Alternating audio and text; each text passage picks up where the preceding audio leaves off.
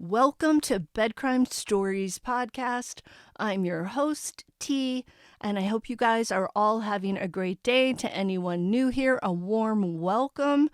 If after watching the video or listening to it, you find that you enjoyed it or learned something, all I ask is that you hit that like button. Okay, let's dig in. Kaylee Goncalves' father, Stephen, has said that Kaylee's injuries were significantly more brutal than those of her best friend, Maddie Mogen. This may be why the cops have stated publicly that they believe the crime was targeted. More severe injuries on one of the four victims would indicate the victim was the perpetrator's main target. And since Maddie and Kaylee were sleeping in the same bed that night, this may indicate that Maddie may have been in the wrong place at the wrong time that night, and the perpetrator may have harmed Maddie simply to silence her and keep her from fighting back, and then he turned his attention to Kaylee, where he vented all of his rage. Whoever did this spent more time harming Kaylee than Maddie. That's a fact if we are to believe Kaylee's father, who stated that his daughter's injuries were significantly worse than Maddie's. This may also explain why Kaylee's mother, Christy, has expressed being fearful that the suspect might turn up at Kaylee's funeral.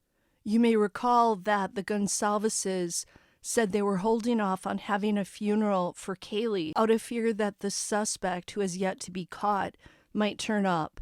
Clearly, Kaylee's mom and dad have been making decisions and coming up with theories based off of Kaylee and Maddie's injuries.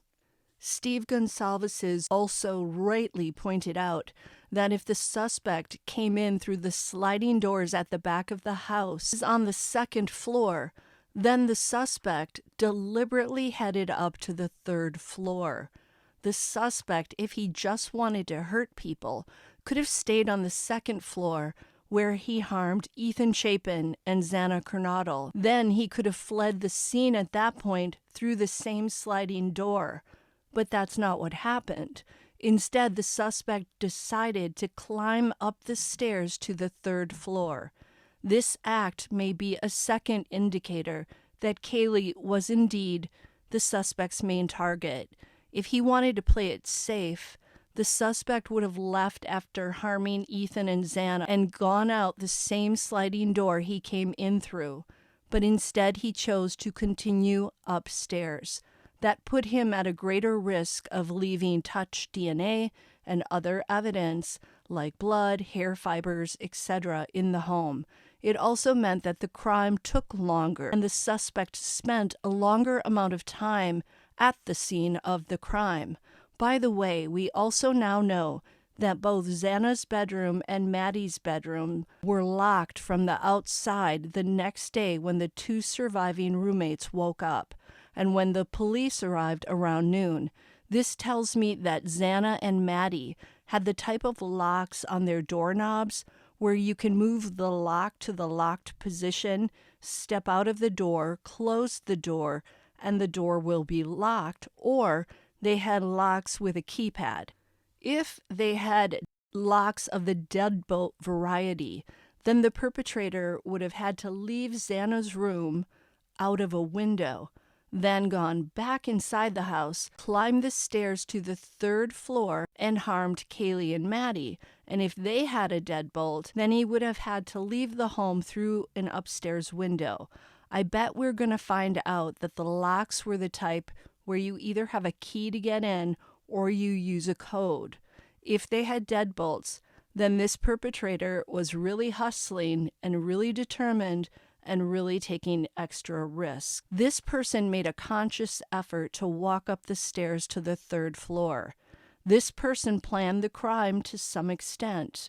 He came armed with a sharp-edged object. The police have said there were no signs of forced entry, so it's believed that the back sliding doors were left open. It also seems likely that the suspect knew the house, knew the floor plan, knew where the victims were sleeping. Either the person knew the victims because he'd been there previously for a party, This was a known party house after all, or he knew the victims because he had some sort of relationship with one or more of them. I believe now that Kaylee Goncalves was the suspect's main target, and this would indicate that maybe the suspect accidentally ran into Ethan and Xana in the home that night, or awakened them somehow by making noise. Maybe Ethan came out to check things out, and the suspect then felt forced to harm Ethan and Xana too, to maintain his anonymity. By the way, if Kaylee does have more significant injuries than all of her 3 friends, then this would say not only that she was the suspect's main target, it would also provide a motive for the crime. The motive could be revenge for this person feeling mistreated by Kaylee in some way.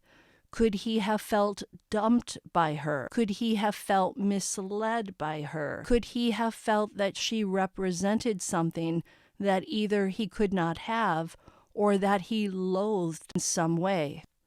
I'll let that simmer with you as I move on to my next topic. One of the last people to see Kaylee Goncalves and Maddie Mogen on the night/morning they lost their lives is a guy named Jack S. Yes, yet another Jack in the story. In crime cases, the first person or people the investigators look at are the last ones to see and interact with the victim or victims. This automatically landed Jack S. on the list of potential persons of interest. The police have announced numerous times that Jack S. has been cleared, so he isn't someone they're looking at least that we know of. But we also are aware that the cops can clear someone on one day and then the next day change their minds. We also know that Kaylee's parents, Stephen and Christy Goncalves, have expressed that they feel the investigators cleared some folks too soon. They did not name names, but I'm assuming that Jack S. may be among those individuals. Note that I'm not accusing Jack S. of anything. I just want to share what we know about him, why he's been the topic of many online true crime Reddit posts, and why he might be one of the people the Goncalveses believe was cleared prematurely. I'm leaving his last name out of this because he's not been named a person of interest, nor has he been charged in connection with this crime. So, the story goes that Jack S.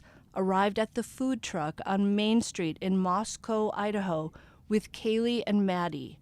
From what Kaylee's sister, Olivia, has said, Kaylee and Maddie arrived at that food truck between 1:40 a.m. and 1:45 a.m., and Jack S. is clearly visible in the Grub Truck's Twitch live feed video footage. He's the guy wearing a hoodie who hovers in the background as Kaylee interacts with the Grub Truck employee, and Maddie stumbles through a group of people to get to a friend and give him a hug. I say stumbles because she really does stumble and sort of gently pushes her way through a cluster of people who are standing there. We can see that Maddie is under the influence of something. Know that I'm not saying that to shame her. It's just pretty obvious in the video, and we've heard from a guy named Joe Vito, who was at the Corner Club bar when the 2 young women were there, that Kaylee appeared inebriated and Maddie was glass-eyed.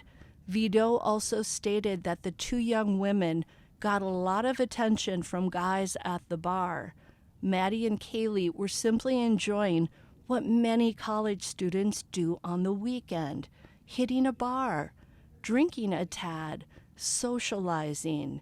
There's no shame in that, and there's no blaming the victims of this brutal crime for anything that happened that night. Now, Joe Vito has said that a car pulled up for Kaylee and Maddie, and that the male driver got out and shouted, "Hurry up!" Then Kaylee and Maddie ran to the car and left in it. Vito said that when he pointed out to Jack S. that Kaylee and Maddie had left, Jack S. allegedly said, "What the F?" If that's really what he said, then it would appear that he was a little upset, and that maybe he thought he was going to accompany Kaylee and Maddie to their off-campus home. Vito also expressed that he felt Jack S. was perhaps hoping to head home with the girls. Of course, none of us really knows what Jack S. was thinking at the time. What makes Jack S. interesting in terms of this crime is that, one, as I stated earlier, he's among the last people to see Kaylee and Maddie alive and to speak to them. 2, Jack S. was kicked out of the Corner Club bar Saturday night, November 12th, for allegedly being creepy with female bargoers. And again, that's allegedly. Jack S. was also allegedly kicked out of his fraternity due to anger issues. 4, Jack S. owns one of those K-bar sharp-edged objects. That is the type the authorities believe was used in the crime. Now, that might not say much because a lot of guys have sharp-edged objects like that. Even my husband has one. In fact, he gave me one. By the way, the one I received is large and it's also heavy. Whoever committed this crime had to have strong hand muscles to grip that object and repeatedly use it on 4 human beings. 5, Jack S. is a hunter. We know that from photos on his mother's Facebook that show him standing behind big game prey that he's just, and I hate to say this word, but it's the most appropriate, gutted. I know he had to have participated in that act because his pants are full of the red stuff. I've placed those photos on my community page if you want to see them. A trigger warning though. The photos are pretty much gross for anyone who is a non-hunter. For hunters, this stuff is probably no big deal. In Jack's family, if we are to go by the photos on his mother's Facebook page, it would appear that big game hunting is a hobby. Even Jack's mother, I'm assuming it's his mother, is pictured holding something that was removed from an animal. And finally, 6, Jack S.'s alleged alibi after leaving the Grub Truck on the day of the crime is that he drove 5 hours to his parents' cabin. Before I continue, let me just remind you to please smash that like button when you're done listening or watching, and subscribe, leave me a comment. Please consider supporting the work I do either through a channel membership or a one-time Patreon donation. You can find out how to do that on my About page. Let's keep going. Now, all of this is what we call circumstantial evidence. It may sound bad when we put it all together, but these factors do not a suspect make, nor do they prove any sort of guilt. But I will say that the anger management issue that got Jack S. allegedly booted from his fraternity is the thing that bothers me most. Whoever committed this crime definitely had an anger management problem. We know the crime was fueled by rage, and a lot of it is being ditched by 2 beautiful young women after you walk them over to the Grub Truck, reason enough to take their lives. For a stable-minded person, no. But for someone with built-up anger, it could be the trigger. I'm not accusing Jack S., we're just speculating here.